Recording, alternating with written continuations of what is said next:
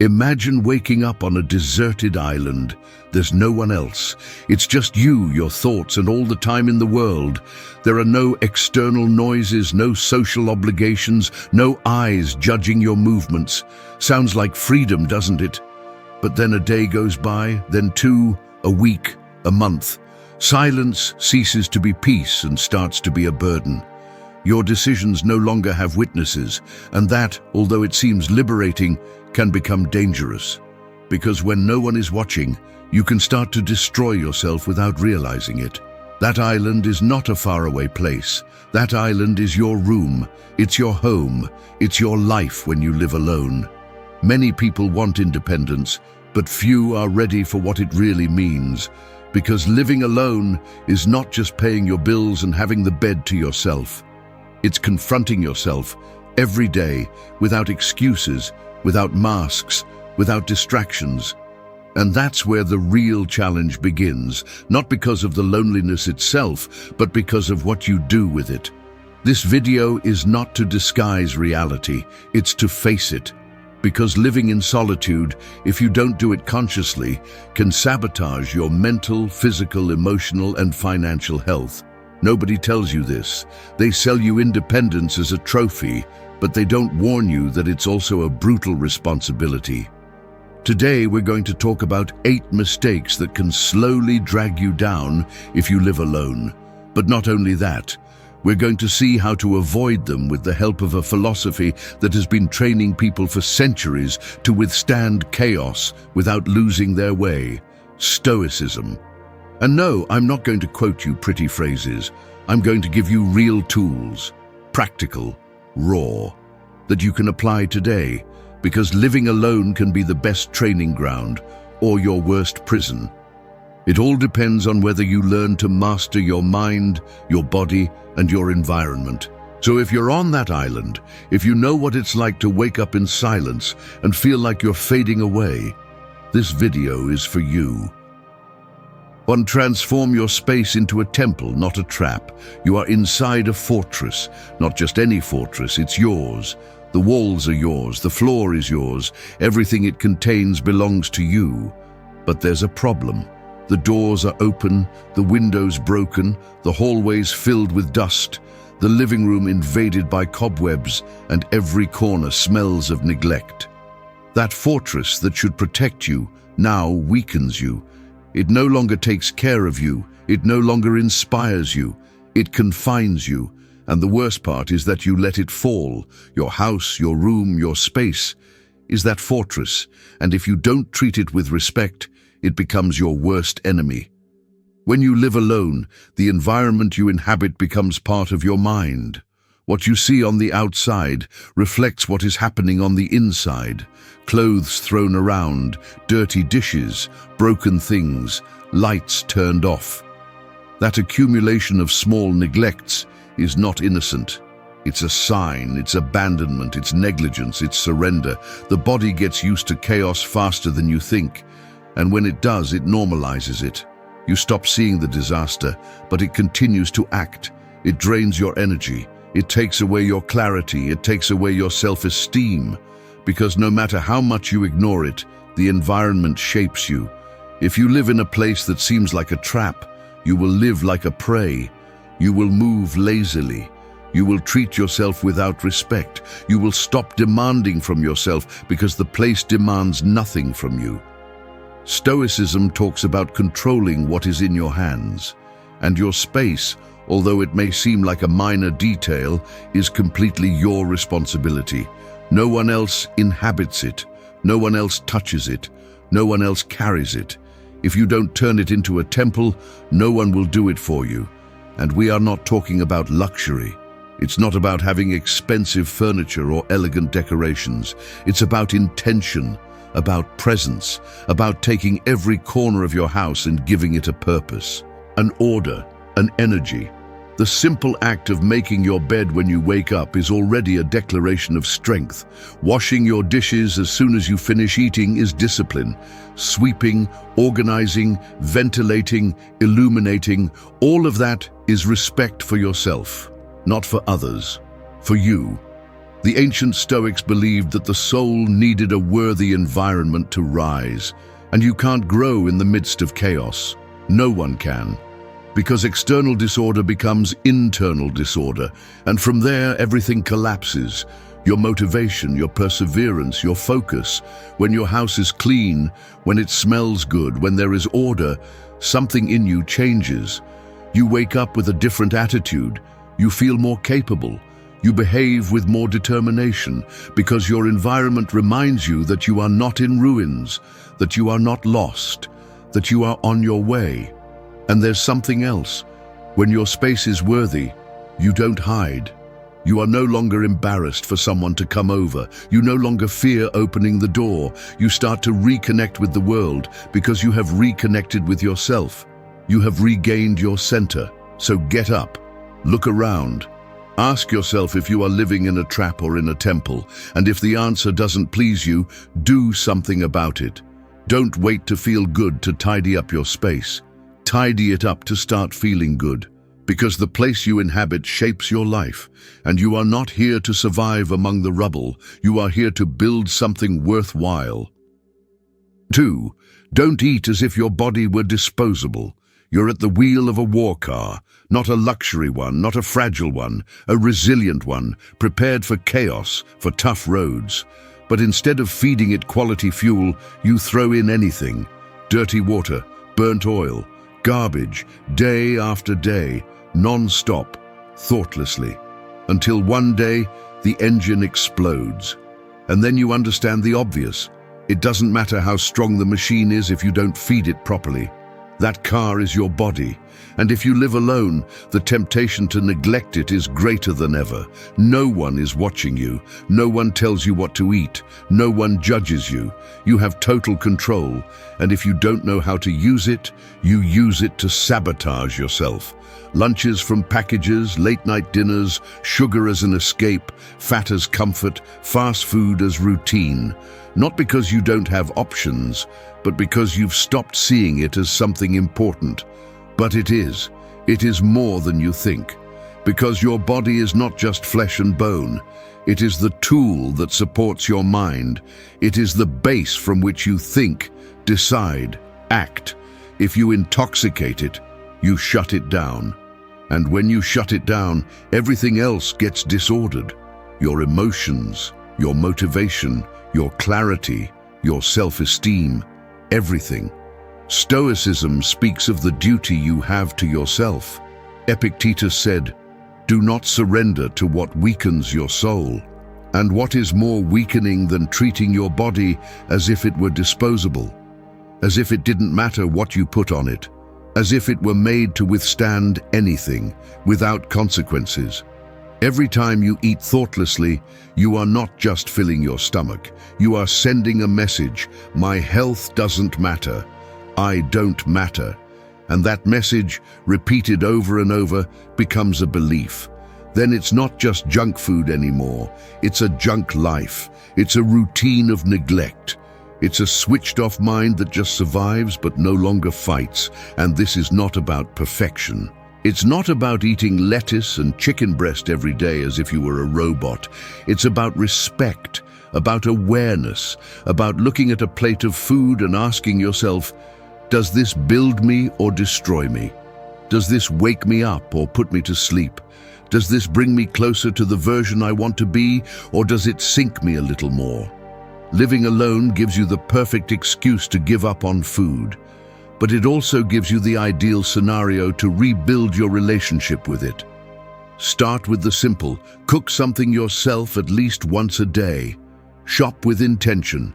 Fill your refrigerator with things that nourish you, not just things that numb you. Eat slowly. Eat with presence, not in front of the screen, not with guilt. Eat like someone who respects themselves, because every decision you make with your body is a reflection of how much value you give yourself. And if you're here, it's because you know you're worth more than a stomach full of garbage. Don't turn loneliness into a license to destroy yourself. Turn it into the training ground where you learn to take care of yourself like no one else will. Because if you don't treat yourself with respect, no one will do it for you.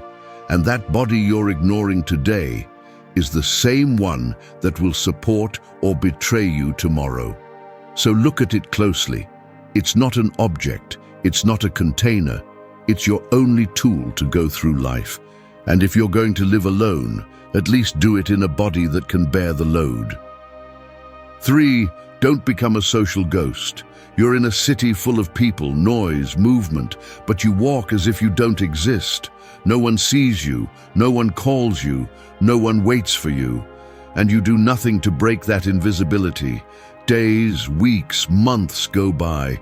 You talk less and less, laugh less, connect less. You become a shadow, not because the world has erased you, but because you are fading yourself.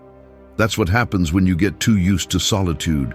When isolation becomes a comfort zone, at first it seems like peace, personal space, freedom. But then it starts to deform you. You stop seeking others. You stop replying to messages. You stop looking people in the eye. You don't realize it, but you're ceasing to be part of the world. And that costs you more than you think. Humans are made to connect, not out of weakness, but by design.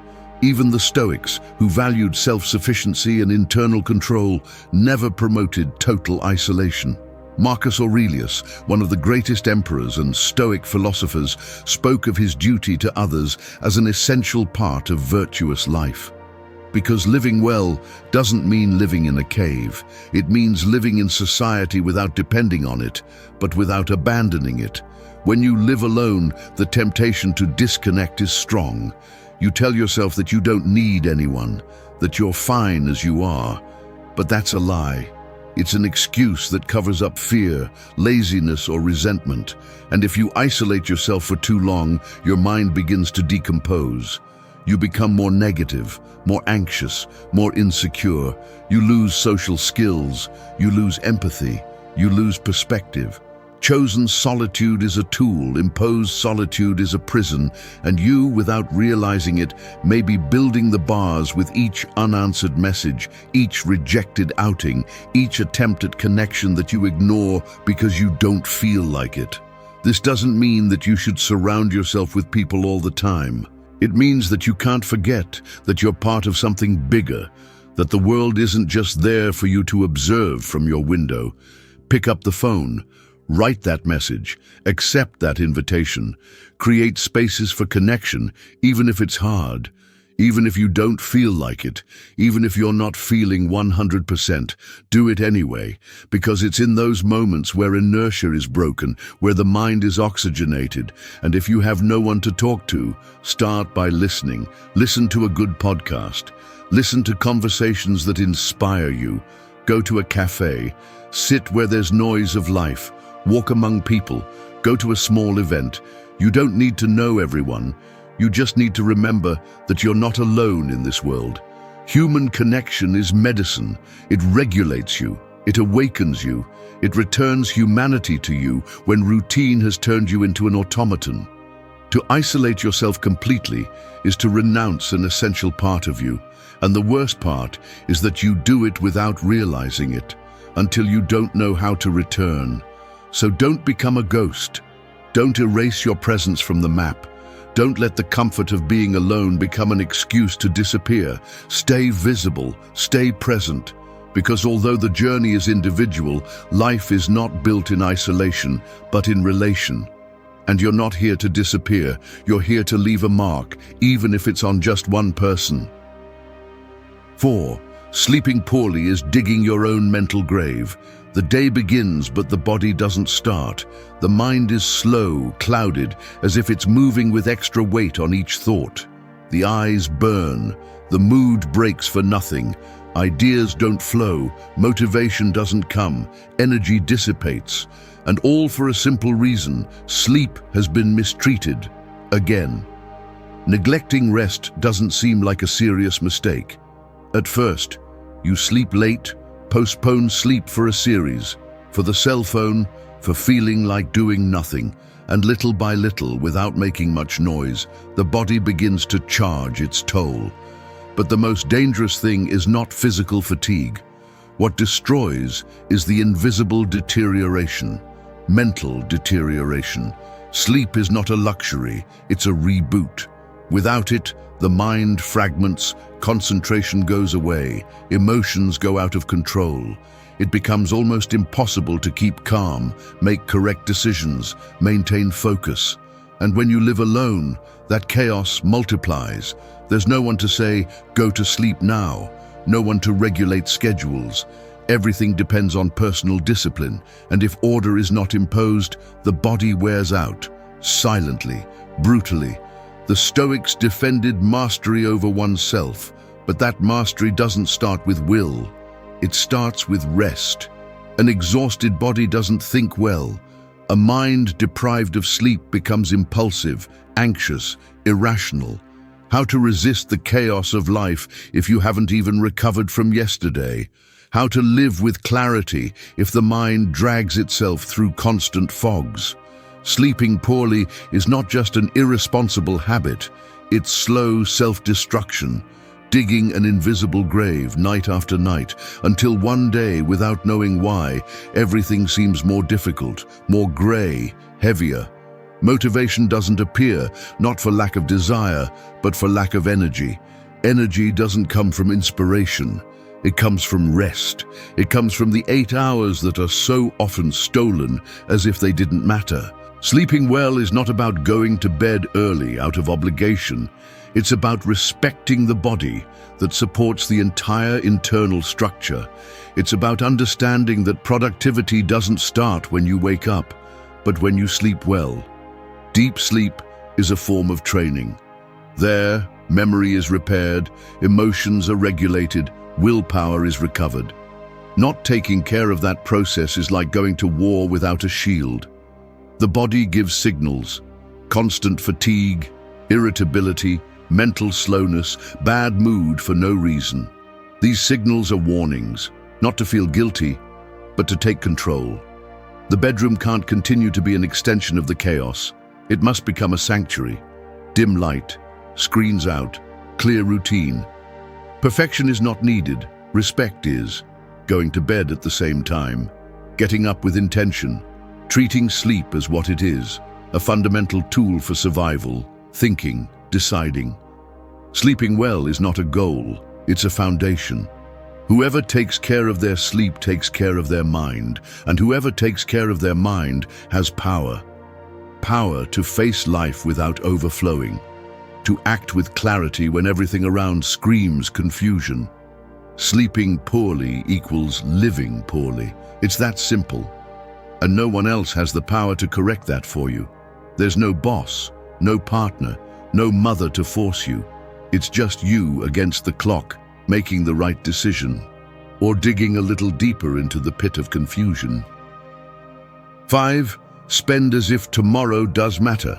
In front of you a card. It shines like a key that opens immediate pleasures, momentary cravings, false promises of express happiness. It only takes a click, a signature, or a swipe of the finger to get what you want, without waiting, without thinking, without measuring.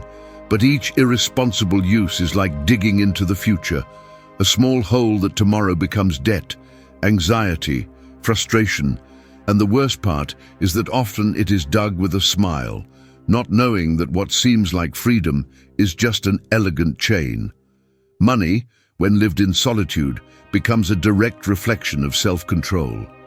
No one else observes what it is spent on. No one questions. No one opines.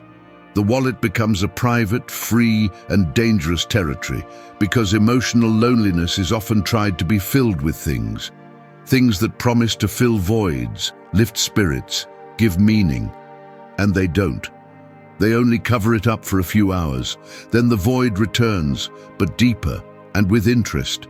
Stoicism teaches to differentiate the essential from the accessory, to master desires before they master life. Seneca put it bluntly, "It is not the man who has little, but he who desires more and more who is poor." Spending without purpose, without vision, without respect for tomorrow, is not enjoying life. It's mortgaging it. Every uncontrolled expense is an emotional decision disguised as a necessity. And when they add up, the result is not freedom, it's financial slavery. The ability to choose, to save, to invest in what really matters is lost. The future shrinks, stress grows, opportunities slip away. Money should not rule life, but it does reflect how one lives. When there is internal order, the use of money aligns with values. It is not spent impulsively, it is invested with intention. Each purchase is analyzed. Does this improve my life? Does this contribute to my vision? Does this have real value, or does it just give me a dopamine hit? Many believe that taking care of oneself economically is living limited. The truth is the opposite. Whoever masters their finances masters their destiny. They can move with more freedom, decide with more clarity, act without fear. They do not depend on favors. They do not kneel before chaos. Because every coin has a purpose, every bill has a mission, quick pleasure has a high price. It steals tranquility, future, and control. Living well in solitude requires building a conscious relationship with money. It's not about obsessing over saving every penny, but about spending intelligently. Having a plan, anticipating the unexpected. Stop living on the edge of collapse due to poor decisions made in moments of emotional emptiness.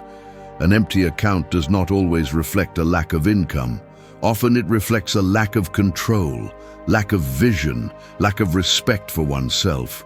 Money does not buy peace, but its misuse guarantees storms. And when you live alone, there is no safety net. There is no one to rescue. That's why every decision counts. Every meaningless purchase is a renunciation of personal power. So before swiping the card or clicking on that shopping cart, ask yourself, does this contribute, or does it bury me a little more? Because spending as if tomorrow does not exist is a slow way to destroy oneself. On the other hand, spending as if tomorrow does matter is a silent way to build freedom. 6. Wake up with direction, not with doubts. Every morning is like opening your eyes in a jungle. Nothing is clear, nothing is orderly, and everything that is done from that moment on defines whether you move forward or you survive. Whoever doesn't know where they're going goes around in circles. They get tired, they get frustrated, they get lost. Not because they lack abilities, but because they lack direction. Living alone tests this principle every day. There's no one next to you telling you what to do, no one setting the pace, no one ordering the path. The bed can become a refuge or a trap, and the first thought of the day can be fuel or a burden. The body gets up, but the mind remains stagnant when there's no clarity. Without purpose, the hours dissolve. Time is lost in distractions. You fall into automatisms. The day ends without knowing what was achieved. And that feeling repeats, accumulates, becomes a habit, until living without intention becomes normalized. Stoicism teaches to rise each day as if it were a mission. Marcus Aurelius wrote it in his Meditations. At dawn, remember that duty calls you. Because life doesn't wait for motivation. Life demands structure, direction, decision. Waking up with direction doesn't mean having everything figured out. It means having a clear idea of what you want to cultivate today, what battle you're going to fight, what part of your character you're going to train. It can be something as simple as moving, reading, working on a project, eating well.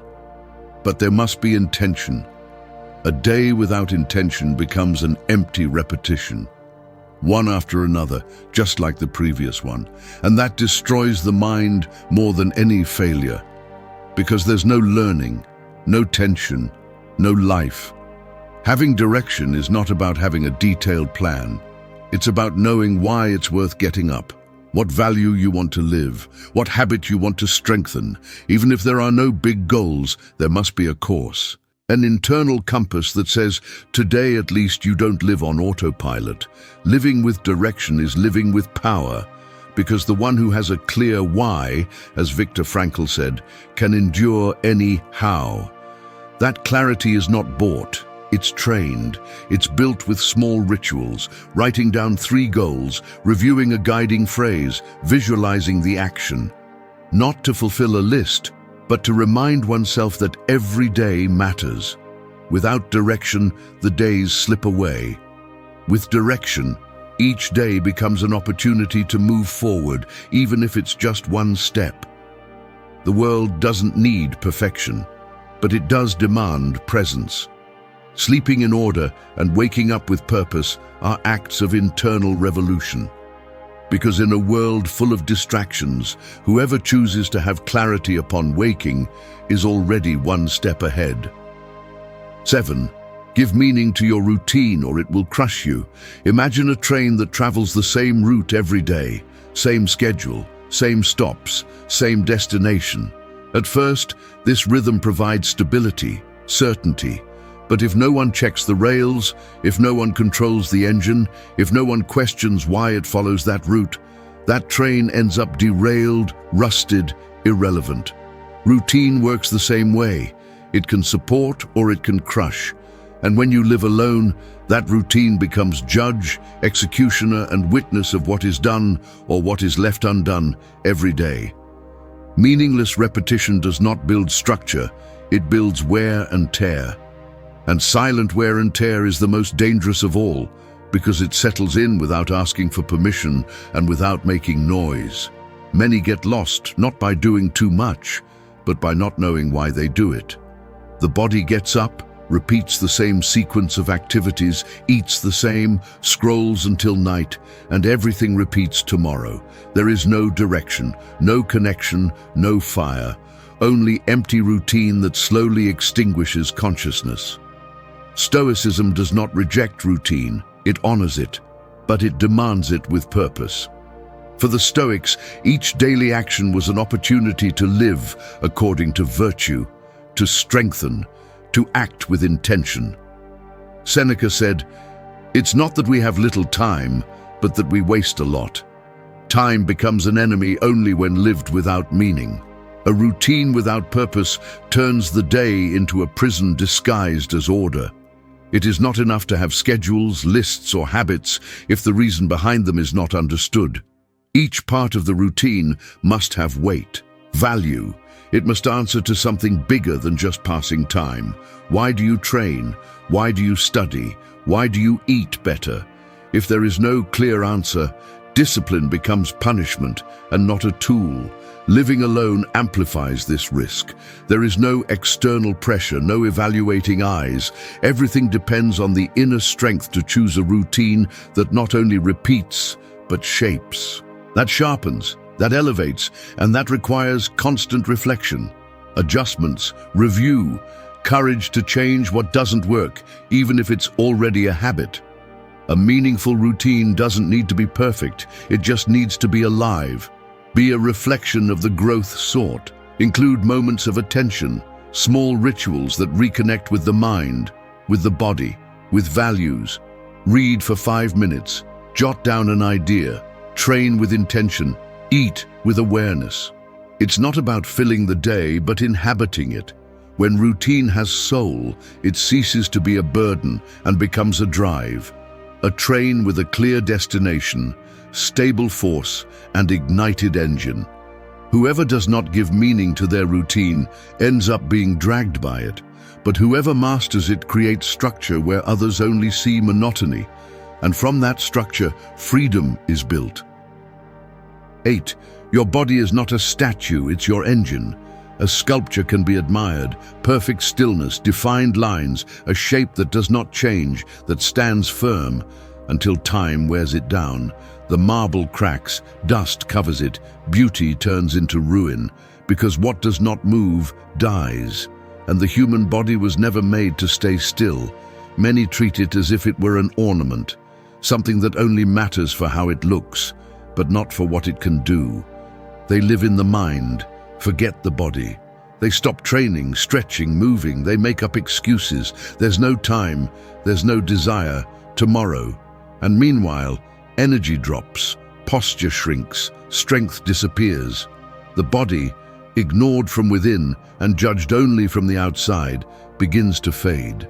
Living alone can be an opportunity to take care of it like never before, or an excuse to completely abandon it. No one forces you to get up early. No one reminds you that it's time to train. No one sets limits when you fall into sedentary habits, and then the real enemy appears, comfort disguised as rest. Stoicism does not talk about perfect bodies.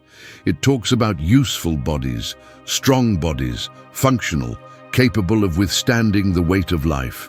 Epictetus was lame, Marcus Aurelius was constantly ill, and yet everyone understood that the body should be treated with respect, discipline, and action.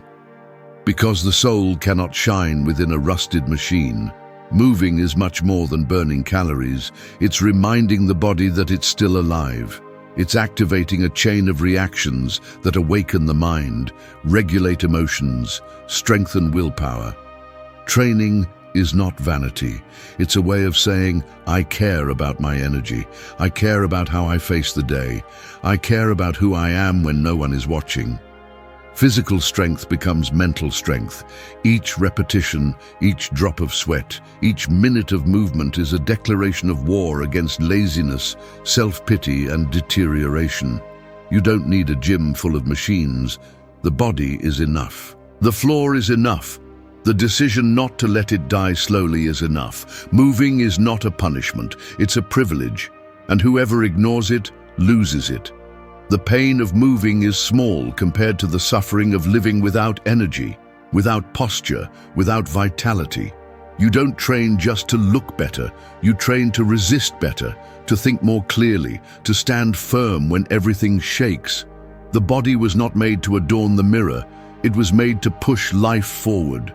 Like an engine, like a tool, like an extension of the will, and if it's not taken care of, not trained, not activated, that engine shuts down, slowly, silently, until one day it simply stops responding.